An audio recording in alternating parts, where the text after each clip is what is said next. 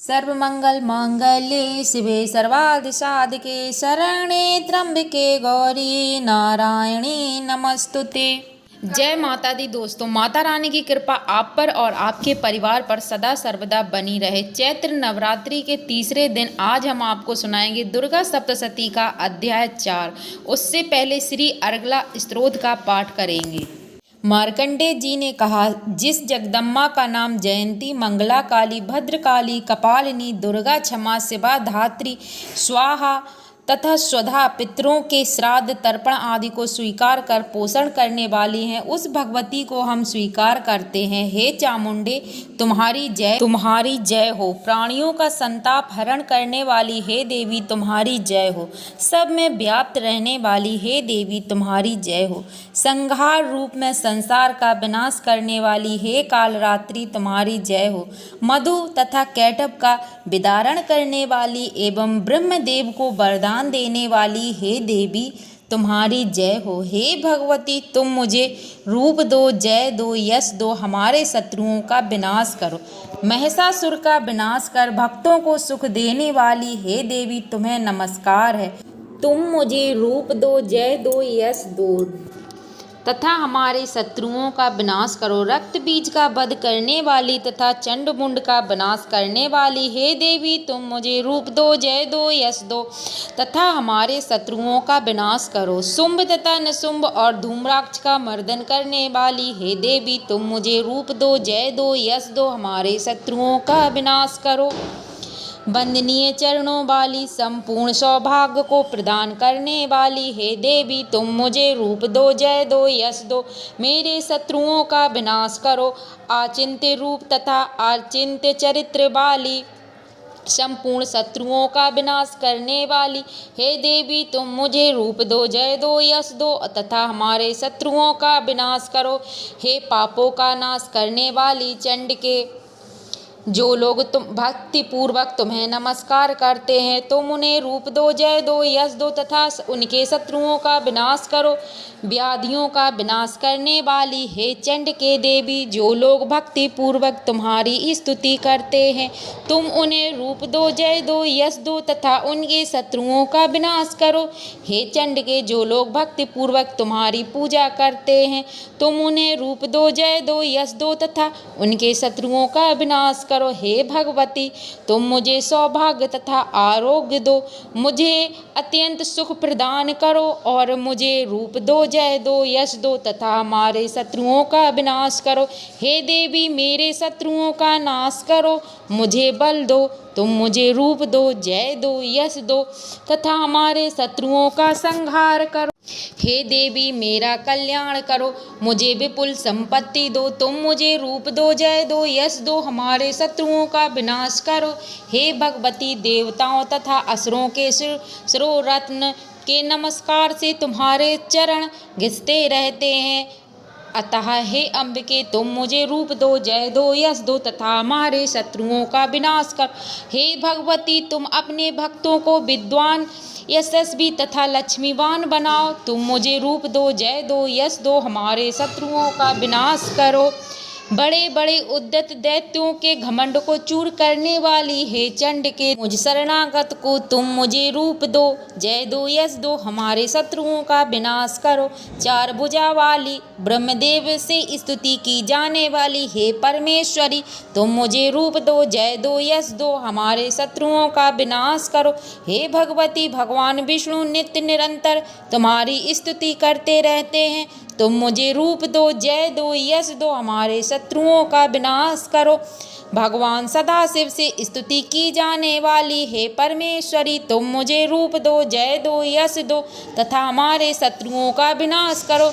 इंद्र के द्वारा शुद्ध भावना से पूजी जाने वाली हे देवी, तुम मुझे रूप दो, जय दो, यश दो, हमारे शत्रुओं का विनाश करो। इस प्रकार अर्गला स्तोत्र संपूर्ण होता है। अब हम शुरू करेंगे चतुर्थ अध्याय में महिषासुर के वध के बाद देवताओं और ऋषियों के द्वारा माता की स्तुति गान का वर्णन किया गया है। तो ऋषि ने कहा, अत्यंत बलशाली पापात्मा दैत्य महिषासुर तथा उसकी दानवी सेना का देवी के हाथ से संहार हो जाने पर इंद्रादि देवता नतमस्तक होकर भगवती देवी की स्तुति करने लगे। ऐसे समय में उनके सुंदर अंगों से प्रफुल्लता के कारण रोमांच हो रहा था। देवताओं ने कहा, आपका स्वरूप ही देवों की शक्ति समूह है। आपने अपनी शक्ति से संपूर्ण विश्व को व्याप्त कर रखा है।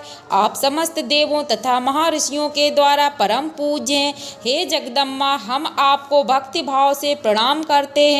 हम लोगों का कल्याण करें। जिन देवी के अतुलनीय प्रभाव और शौर्य का वर्णन करने में भगवान शेषनाग ब्रह्मा शिव जी भी असमर्थ हैं, वे ही भगवती चंड का समस्त विश्व का पालन तथा अशुभकारी भय का नाश का विचार करें। जो धर्मात्माओं के ग्रह में लक्ष्मी रूप में, दुरात्माओं के ग्रह में निर्धनता के रूप में, विशुद्ध अंतःकरण वाले पुरुषों के हृदय में बुद्धि रूप में, सज्जनों के हृदय में श्रद्धा रूप में तथा कुलीन मनुष्यों में लज्जा रूप में विराजमान रहती हैं, उन महामाया भगवती दुर्गा को हम प्रणाम करते हैं।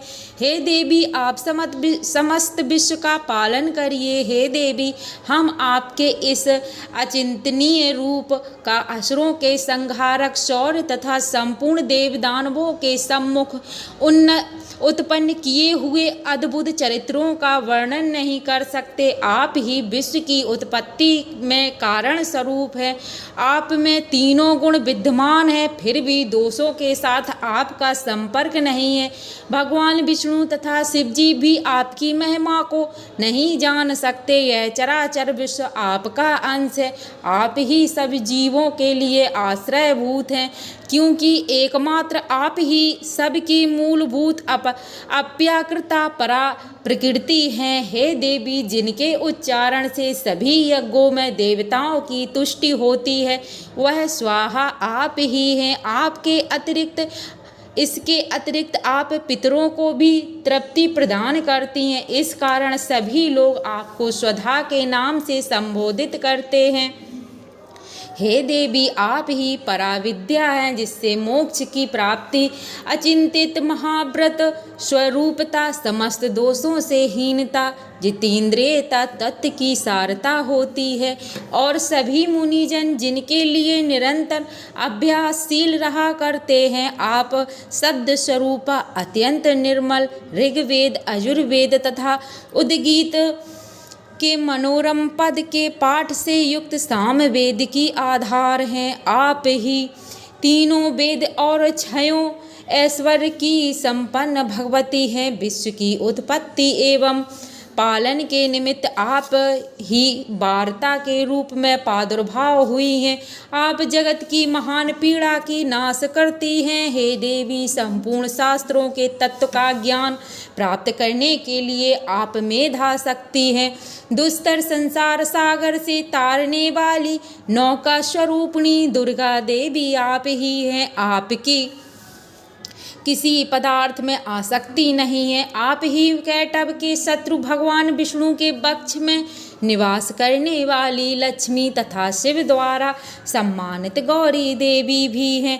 आपका मुख कमल मृदु हास्य से युक्त निर्मल पूर्ण चंद्र बिंब के समान और उत्तम स्वर्ण की सुंदर आभा से भासित है। फिर भी आपके इस अनुपम लावण्य को देखकर महिषासुर ने कुपित होकर आप पर आघात कर दिया। यह बात आश्चर्य में डाल देने वाली है। हे देवी, वही मुख जब क्रोध की मुद्रा में उदयकालीन चंद्रमा के समान आरुण तथा चक्र भौहों के कारण भयंकर हो उठे, तब उस रूप को देखकर महिषासुर का सहसा प्राणांत नहीं हुआ। यह और भी आश्चर्य की बात है, क्योंकि क्रुद्ध यमराज के सामने कौन प्राणी जीवन धारण करने में समर्थ हो सकता है। हे परमात्मा स्वरूपा देवी, आप प्रसन्न हो। आपके प्रसन्न होने पर विश्व का उत्थान होता है और कुपित होने पर कितने ही वंशों का नाश होता है। यह बात अनुभव द्वारा ही प्रत्यक्ष प्रमाणित हुई है। आपके क्रोधाग्नि में महिषासुर की विशाल वाहिनी सेना क्षण भर में समाप्त हो उठी। आप सदैव अभ्युदय करती। आप जिन लोगों पर कृपा दृष्टि रखती, वे ही लोग देश में सम्मान ख्याति को प्राप्त करते हैं। उन लोगों का धर्म कभी स्थिर नहीं होता, वे ही अपने स्त्री पुरुष और भृत्यों के साथ रहकर धन्य होते हैं। हे देवी, आपकी कृपा कटाक्ष से धर्मात्मा व्यक्ति श्रद्धा पूर्वक सदैव धर्माचरण में संलग्न रहते हैं और उसके प्रभाव से स्वर्गलोक को प्राप्त करता है। अतएव आप निश्चय ही त्रिलोक को मनवांछित फल प्रदान करती हैं। हे माँ दुर्गे, आप स्मरण मात्र से ही सब जीवों का भय निवारण करती हैं और स्वस्थ मनुष्यों द्वारा चिंतन करने पर उन्हें परम कल्याणकारी बुद्धि देती हैं। दुख दरिद्र और भयहारी देवी, आपका चित्त परोपकार के निमित्त सदैव द्रवित रहता है, ऐसा दूसरा कौन है। हे देवी, जो राक्षस अनंत काल तक नरक भोगने के लिए पापाचार करते हैं, उन्हें युद्ध में वध करके स्वर्ग भेजने तथा संसार को सुखी करने के उद्देश्य से आप उनका वध करती हैं। आप अपने शत्रुओं पर शस्त्रों का आघात क्यों करती हैं? आप केवल अपने दृष्टिपात्र से ही संपूर्ण दैत्य समूह को भस्म कर सकती हैं, तो भी आप ऐसा ना करके युद्ध स्थल में उनका संहार करती हैं। इस बात में कुछ रहस्य उत्तम विचार जान पड़ता है, वह यह है कि मेरे शस्त्रों के प्रहार से पवित्र होकर ये सब स्वर्गपुरी में जामे, इस प्रकार उनके प्रति आपके उत्तम विचार होते हैं। खड्ग के तेजो राशि की भयंकर दीप्ति तथा आपके त्रिशूल के अग्रभाग की घनीभूत कांति से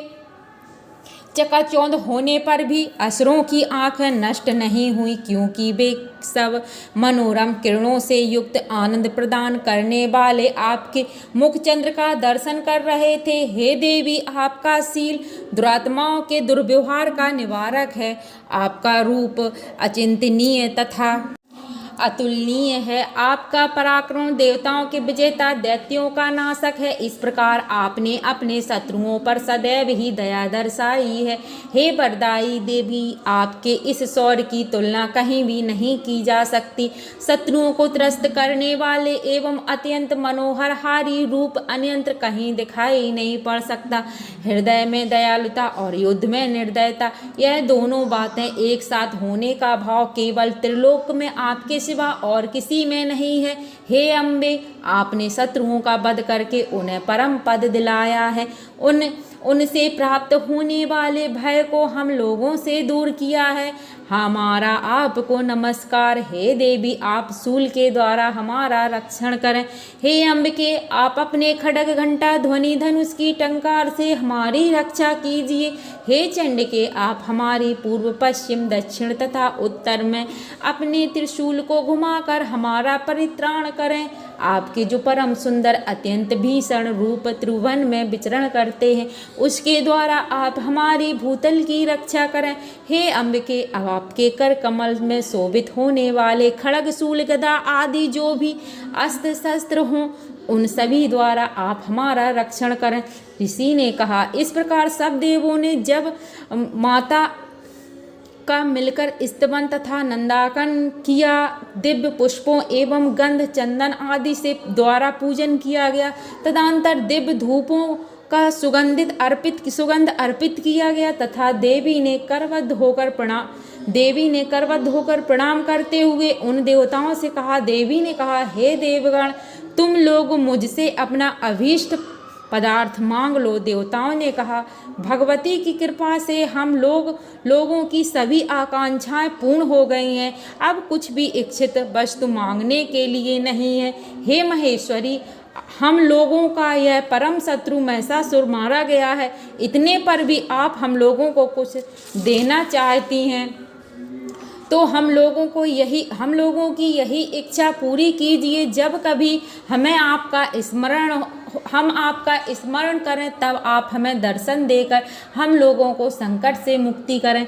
हे प्रसन्न बदना अम्बिके, जो भी व्यक्ति इन स्तोत्रों के द्वारा आपकी आराधना करे, उसे धन धान्यादि तथा स्त्री पुत्रादि से संपन्न करें तथा सदैव हम लोगों पर आप प्रसन्न रहिए।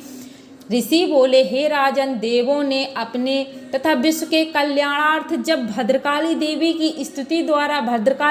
को स्तुति द्वारा प्रसन्न किया, तब वे तथास्तु कहकर वहीं अंतर्ध्यान हो गई। हे राजन, पूर्व काल में त्रिलोक की हितकाक्षिणी देवी जिस प्रकार देवों के शरीर से प्रादुर्भूत हुई थी, वह सब कथा मैंने तुम्हें सुना दी है। इसके पश्चात देवों की हितकारिणी देवी दुष्ट दैत्यों तथा शुम्भ निशुम्भ नामक राक्षसों के संहार के लिए जिस प्रकार गौरी के अंगों से अवतरित हुई थी, उसका वर्णन मैं तुम्हें सुनाता हूँ। तो बस इस तरह से चतुर्थ अध्याय संपूर्ण होता है। अगली कथा हम सुनेंगे पंचम अध्याय में। जय माता दी दोस्तों, तो कल के वीडियो में हम आपको सुनाएंगे पंचम अध्याय।